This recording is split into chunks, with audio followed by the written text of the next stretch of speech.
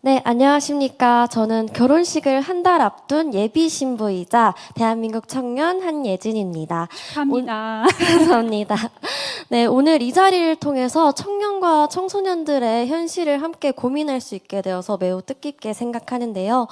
저는 오늘 청년들이 마주한 가장 역설적이고 또 뼈아픈 현실인 이른바 결혼 페널티에 대해서 질문 드리고자 합니다. 청년들이 각자 미혼일 때는 국가의 다양한 지원망 안에 머물 수 있지만 사랑하는 사람과 가정을 꾸리고 또 혼인신고를 하는 순간 오히려 혜택이 축소되는 불합리한 상황이 벌어지고 있습니다. 정부 지원책은 부부 합산소득 기준은 1인 가구 기준의 2배에 한참 못 미쳐 맞벌이 부부의 대출기를 막고 있으며 또 연말정산이나 근로장려금 등 세제 혜택에서도 맞벌이 가구는 소외되고 있기도 합니다. 결혼을 앞둔 청년들 사이에서 국가가 나서서 혼인신고를 유예하려는 거 아니냐라는 자조 섞인 목소리가 나오기도 하는 이유인데요. 물론 앞서 실장님께서도 말씀해 주셨듯이 최근 정부에서도 이 문제에 대응해 일부 소득 기준을 완화하는 등 제도 개선을 추진하고 있다는 점은 매우 긍정적으로 보고 있습니다. 그러나 현장의 체감도는 아직도 여전히 낮은 것 같습니다. 당장 청약주택 시장만 보아도 1가구 1주택 원칙에 묶여 청약 기회가 사실상 반토막 나는 불이익이 곳곳에 있습니다. 더욱 근본적인 문제는 이 제도의 문제를 차치해서라도 천청부지로 쏟은 이 주거 비용의 문제는 그 자체가 이미 청년들에게 결혼을 포기하게 되는 문제가 되고 있는데요. 결국 단편적인 기준 완화를 넘어 정책의 패러다임 전환이 필요할 것으로 보입니다. 질문 드리겠습니다. 청년이 결혼 이후 혼인신고를 하면 금융, 주거, 세제 혜택 등 다양한 제도에서 오히려 손해라는 이른바 결혼 페널티에 대해 어떻게 정부에서 바라보고 있는지 질문 드리겠습니다. 감사합니다. 네, 예비 신부님 의견 감사드리고요. 한 분 정도 간단히 또 답변 드릴까요? 네. 네. 아, 그럴까요? 그럼 한 분 정도만 질문 더 받고 그리고 함께 답변할까요? 한 분 정도 혹시 주거지에 관련돼서 질문하실 분 계실까요? 네, 자. 한 분 정도 간단하게 그럼 질문하시고 한꺼번에 답변하는 거도록 하겠습니다. 네, 안녕하세요. 저는 국토부에서 근무하고 있는 청년보좌역 윤명은이라고 합니다. 사실 질문을 드린다기보다는 좀 고민되는 것이 있어서 일어섰는데요. 아까 먼저 그 기획예산처에서 발표를 해주실 때 청년들이 부동산을 가질 수 있을까, 집을 가질 수 있을까라는 고민을 한다고 말씀을 하셨는데 사실 저는 그 질문보다는 집을 가질 수 있을까는 구매에 대한 내용이잖아요. 그래서 구매가 아니라 우리가 실질적으로 살고 있는 그런 정주 여건이나 이런 것에 대해서 먼저 질문을 나아가야 하지 않을까라는 생각이 들고요. 그리고 그 박홍근 장관님께서 예전에 국회의원이실 때 제가 세입자 지킴이 명패를 한번 드렸던 적이 있습니다. 기억하실지 모르겠지만 주임법 개정이 31년 만에 이뤄지면서 세입자 지킴이 명패를 드렸던 적이 있는데요.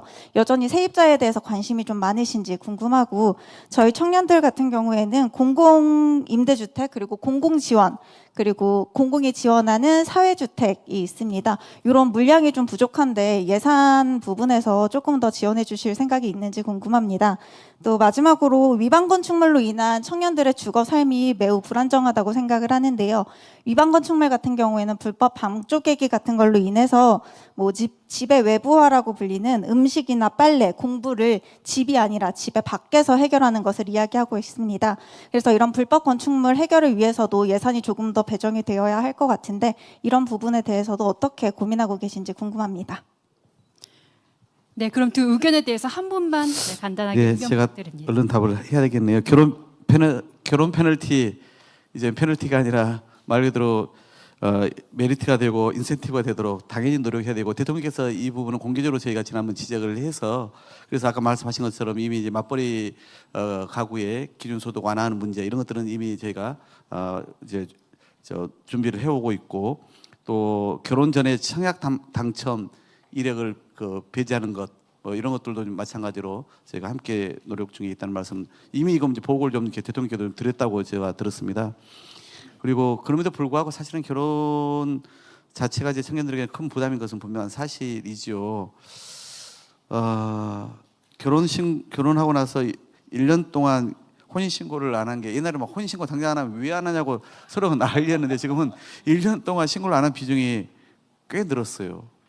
그러니까 2014년도에 11%였는데 2024년도에 19%니까 그게 다 이제 이런 경제적인 부담, 이런 게 부담, 오히려 이게 결혼한 것이 오히려 내게 짐이 되는 이런 구조 때문에, 제도 때문에 그런 거 아니겠습니까? 그래서 그런 것을 당연히 다 해소를 해줘야 된다. 국가 정책으로도 여러 가지 결혼 또는 출산 이런 것을 얘기를 하면서 이렇게 이제 역진적으로 가서는 안 되는 거다 이렇게 말씀드리고 싶고, 말씀하신 그런 세제나 뭐 금융이나 또 뭐 이런 이제 지원에 대해서도 인센티브를 어떻게 하면 더 줄 것인지에 대해서 저는 고민을 본격적으로 할 때가 되었다는 생각을 갖고 있고요.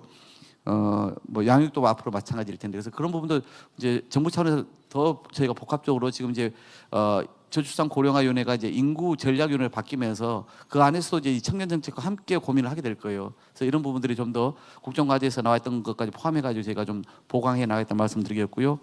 세입자 왜 관심 없겠어요? 당연히 관심 많죠. 저도 이제 과거에 임대차 관련된 법안을 냈고 이로 인해서 공격도 많이 당했던 사람이에요. 그러나 저는 모든 국민이 다 집을 가질 수 있는 세상은 없을 것 같아요. 그리고 꼭 집을 갖지 않아도 나는 그냥 집 없이도 살고 싶은 사람들, 그러나 주거 환경만 쾌적하고 안정적이면 좋겠다라고 생각하는 사람들 생각보다 많습니다. 그렇기 때문에 세입자의 권리 보호 매우 중요하고 그동안 국회에서 그런 노력을 해야 하는데 여전히 저도 뭐 앞으로 그런 노력을 해 나가야 될 거고요. 그건 뭐 지금 이제 주택기금 등을 잘 활용하는 게 이제 중요하다 봅니다. 공공주택 지원은 뭐 이 정부의 분명한 우리의 목표고 전략입니다. 그래서 뭐 청년 신혼부부를 포함해서 공공주택을 좀 더 많이 지어야 한다는, 최근에도 이제 3만 호 수도권 전체 6만 호 빨리 이번 정부 임기 안에 더 짓겠다라고 하지 않았습니까? 우리나라의 공공주택의 비율이 상대적으로 매우 낮습니다. 그러니까 이제 뭐 저희 지역 같은 경우도 청년주택을 매우 많이 이제 7호선 따라서 지어놨는데 여러 곳곳에서 이제 그런 게 필요하겠다 싶고요. 뭐 당연히 이건 정부의 목표에 포함됐기 때문에 지원을 할 거고요. 유방 건축물 예산 부분도 뭐 그건 사실은 이제 유방 건축물은 다 민간에 대한 부분이기 때문에 저희가 직접 예산으로 지원할 수 있는 방법은 없습니다.